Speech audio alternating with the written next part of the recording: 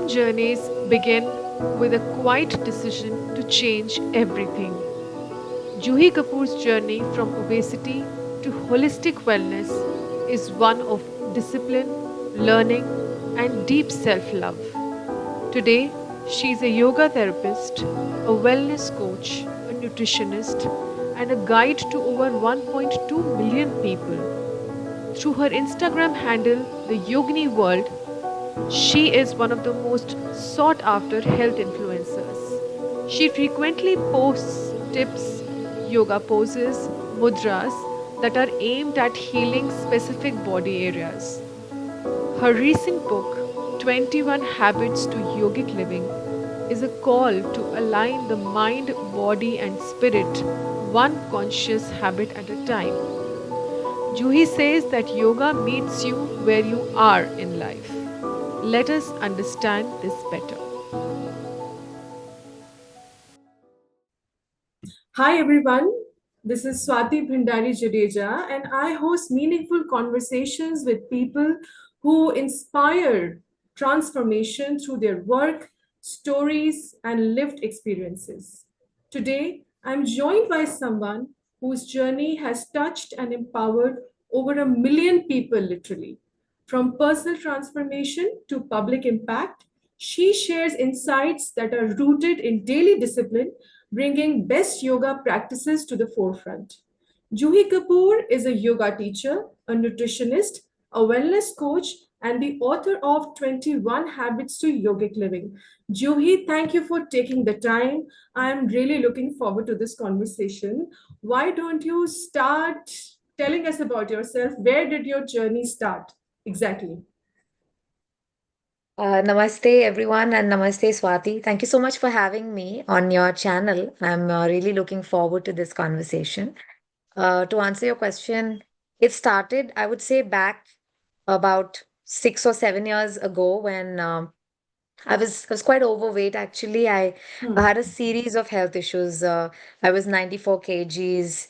I was obese and Mhm. I had PCOS. I had binge eating disorder, Okay. and these things just they just kept ballooning and ballooning, and I was not able to find a solution for myself. My family was very worried for me, and eventually my mother, she saw a poster of a yoga class and she just wanted me to, she dragged me to that class, and I was so rebellious. I told her I don't want to do yoga. Why are you forcing me?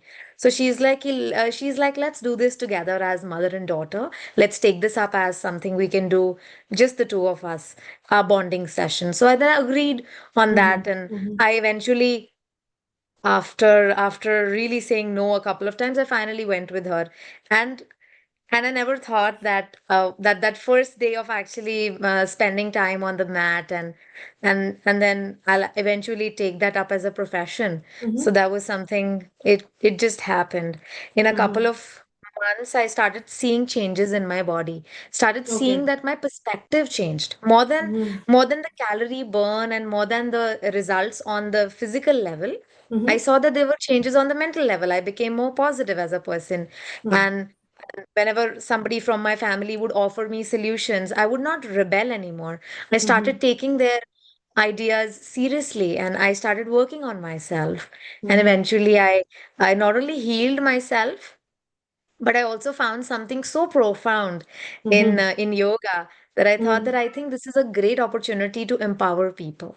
Right, So right, while I right. started yoga for my personal healing, but I Mhm. realized that it has power to transform lives, and Right, that's why right, I right. left my career as a banker and I began teaching, Oh. focusing on women health and PCOS, fertility, emotional well-being, and yeah, that's how it all began. So this is more of a personal transformation that has now started benefiting so many people. You have an amazing following, and I think your students really look up to you. I had a chance to, go through your the videos that you've been posting on the amazing poses that can benefit a person, and all your students seem to be in awe of whatever you teach them. So this is just so amazing that a person is so honest to their own life journey, that through their own life journey they have started inspiring others. So this is so amazing, Juhi.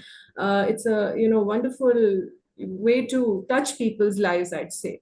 So my second question to you, Juhi, is that you know that in India, one Indian in every 20 is impacted by depression. So how does yoga help a person strike a mind-body balance, especially in the arena of mental health? Tell us that.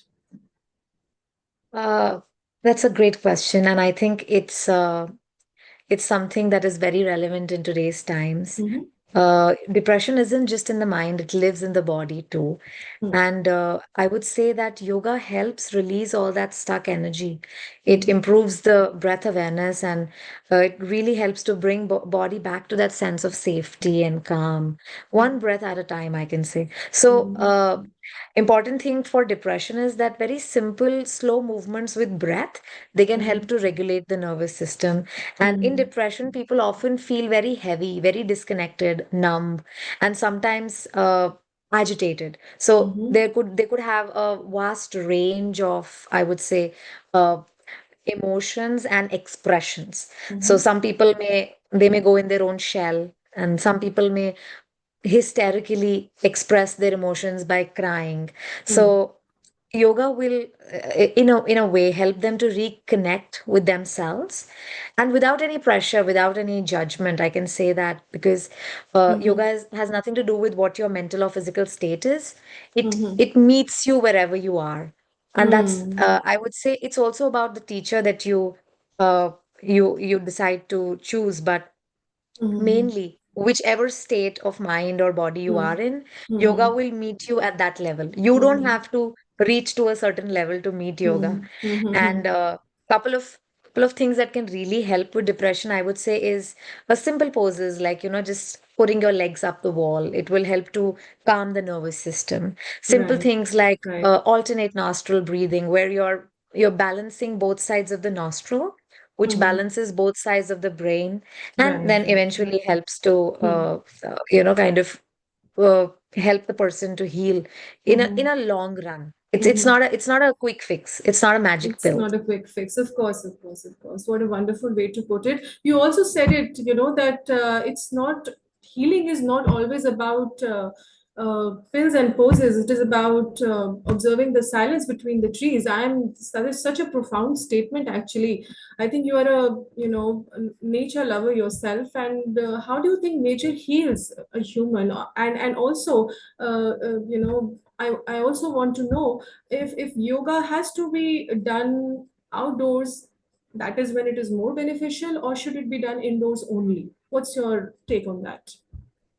Uh, so as far as yoga is concerned, I would say that the place and time doesn't matter, Mm-hmm. and one should practice based on whatever is available to them. Okay. If there is Mm-hmm. indoor available, if there's outdoor available, timings, morning, evening, any Mm-hmm. time, and whenever one can do it, one should do it.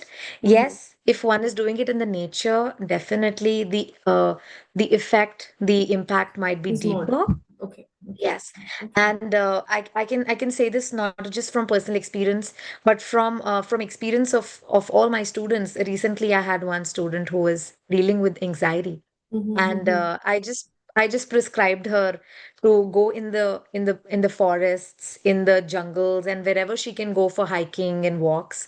She Mm-hmm. started doing that, and I told her to do that every week at least once. Mm-hmm. And in Japan, we call that forest bathing. It's called Shinrin Yoku.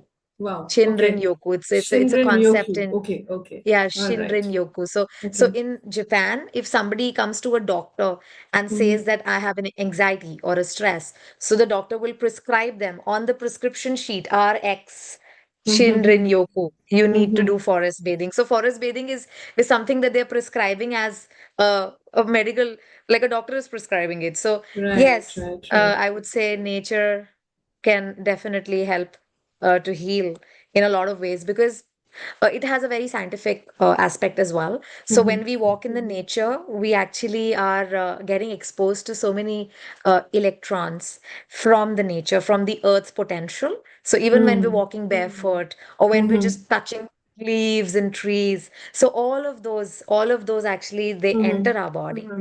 and then they work like antioxidants for Right, us. right, right, So, right. so yeah, it's very healing. And it also brings you to the present moment and reduces that mental noise The burden and is restores, off. Yeah, the burden is off. yeah. So Yeah, it yeah. restores that energy without overstimulation. Because when you're Right. when you're watching a movie, you're Hmm. overstimulating your senses. Hmm. You are, of Correct, course, correct, disconnected from your thoughts, but you are overstimulating. But correct, nature, it correct. becomes your guide and healer. Correct, correct, correct. That's wonderful. So, from being a corporate banker to a full-time, yoga practitioner and a lifestyle coach and a nutritionist, you wear so many hats. So, Juhi, that also inspired you to pen a wonderful book that is 21 Habits to Yogic Living. So, tell us about that. Tell us, how did that journey start? Definitely. That's a subject I'd say it's very close to my heart. Mm-hmm. So before writing this book, and after immediately I became a yoga teacher in Mm-hmm. 2020, I actually started my own Instagram page, and I Okay. was I was one of the very first few people when Instagram had just started the idea of reels. I Mm, actually started posting a lot of them, and right. then a lot of people started posting, and eventually now we Mm, are in a situation where there is so much content. And mm. for one health issue, there will be like hundreds of reels, There's and people read information, lots of information is there. so much information, Yes, yes, right? yes, And yes. people would I'm saying this as a yoga teacher. I know that I am in touch with yoga day in, day out because of my profession. But somebody Mm-hmm. who's an outsider to this field would Mm, look at yoga and wonder that, okay, where do I start? What do I do? Like, I mean, I don't have the bandwidth to join a yoga teacher. Not everyone has the bandwidth or a financial backing to actually enroll themselves in a yoga class. mm-hmm. So, and what could be those things that one should do every day? Right, Because there are right. hundreds of mudras that you will be seeing, so Mm, many breath mm-hmm. related techniques, so many Mm-hmm. asanas. So, Mm-hmm. but what are those limited 21 things that one should definitely do daily? I Mm-hmm. sort of made a list of the things that I do daily, and I started kind of uh, refining my own routine. I Mm, mm, started sharing this routine with my students. They started mm. practicing it. And then Right. collectively, when I kept seeing the results, not only on my own personal life, but I saw those transformations in my students, in my clients. And Mm, I thought that this needs to be shared. And mm, these 21 habits, they are all you need on a daily basis. And in fact, in the book, every habit, we have actually listed how much time is going to take. So if we collect all of that, these 21 habits, time-wise, would not take more than 1.5 hour of a person's day, but it will ensure that it gives a lifetime of joy mm, and good mm. health and a healthy body to that individual. Can you give us an example of just one simple habit from the book which you think will inspire our viewers? Just one, if you don't mind sharing. Of Yeah, course, yeah, yeah, yeah. of course. So let me quickly share with like how we have structured the book. So we actually started with what are the morning kriyas that one should do. Okay, okay, And then we went on to talk about which asanas one should do. And okay. then we specifically highlighted which pranayamas, which mudras are to be done on a daily basis. Mm-hmm. And then one of the kriyas which has been very detailed, we have covered everything has been covered in detail. But since you asked me a specific habit, so we've talked about Jal Niti in the book. Okay, okay. It's one of the morning kriyas that should be done on a daily basis. And it's basically nasal irrigation or nasal cleansing, cleansing the passages of our nostrils through Mm-hmm. a little bit of a lukewarm water. So, how to actually do it and explaining it via a form of a book, and that Mm-hmm. too in the most beginner level, so that anyone who's sitting at home and anyone who doesn't even have a jalneti pot, even that person can do it. So we've gone to that extent of explaining, uh, Mm-hmm. in such a way that even a beginner, a complete beginner can do it. Mm, amazing, amazing. That's amazing. So, Juhi, how does your day typically start? Like, I know you take yoga classes and you're already practicing it maybe every single minute of the day. So, what is an ideal routine if you want? It's your choice, the way you want to answer this question. How does it start for you? I just want to know that. I usually wake up at around 5, and Okay. after my all of my personal routine, I usually start by giving offering some water to the sun, and then I Okay. do my breath work. I do my asana practice. I usually love cooking, so I always put on some bhajans and I cook. And then after that, I usually hit the gym because for Okay. me, most of my sessions are in the second half of the day because I'm Okay. catering to Indian audience, but I'm living in Canada right now. Okay. Okay. So most of my sessions happen in the second half, like from evening. Okay. So in the first half, I usually dedicate that whole time to myself. So Mm-hmm. I put on bhajans, I cook food, and then I go to the gym. I do my Mm-hmm. gym routine as well, Mm-hmm. and would love to even talk about that whole thing where people always say that why do you go to the gym? You're a yoga teacher. So maybe going further Actually, in I this. was about to ask that also. Okay, I'll definitely Yeah, address yeah, that yeah, after yeah, I finish up with the routine. So yeah. yeah, and then usually I practice yoga just about 1.5 hour in the day, and when I'm teaching my students, I'm usually not Okay, practicing at that time. I'm just demonstrating and then focusing more on watching them. Because a lot of okay. people they tell me that you must be doing yoga 7 hours a day, right? Because you have 7 sessions. So I always tell them that that is not how it works. When Mm-hmm. we are doing yoga, we are doing it on the mat just for ourselves. And at that time, we don't, I don't prefer any other connection with the outside world. And when I'm Mm. teaching, at that time, I'm not doing it. I'm just demonstrating it for a split second and then I'm just focused on my students. So Okay. yeah, and the remaining half of my day usually goes in the yoga sessions, and I Mm. sleep very early. I sleep by I'd say quarter to 10. I try to at least sleep by that time. So yes, Mm-hmm. it's kind of a disciplined lifestyle that I try to live as much as I can. Amazing. So, Juhi, this piques my interest into knowing further about you. So, if you are to write your autobiography in a few years down the line, what would the title be? Maybe, you can just imagine in words anything. Is it going to be something around your fitness journey only, or something else maybe? Where do you see yourself? What do you see yourself doing? Is it going to be yoga throughout? Yeah, it will be yoga, definitely. I do see myself going into deeper coaching sessions related to maybe mindfulness and manifestation because I do a lot of other things as well. But yoga is definitely at the forefront and at the center of most things that I do. So that much I can tell you. Apart from yoga, I also actually am a nutritionist, and I do help people with their diet programs and helping them to incorporate the Indian food wisdom in their life. So Okay, that is okay, something I okay, do as okay, well. okay, okay. Amazing, So yeah, Juhi. I am still waiting for that autobiography, huh? Let's see whenever that comes out. We'll look forward to that.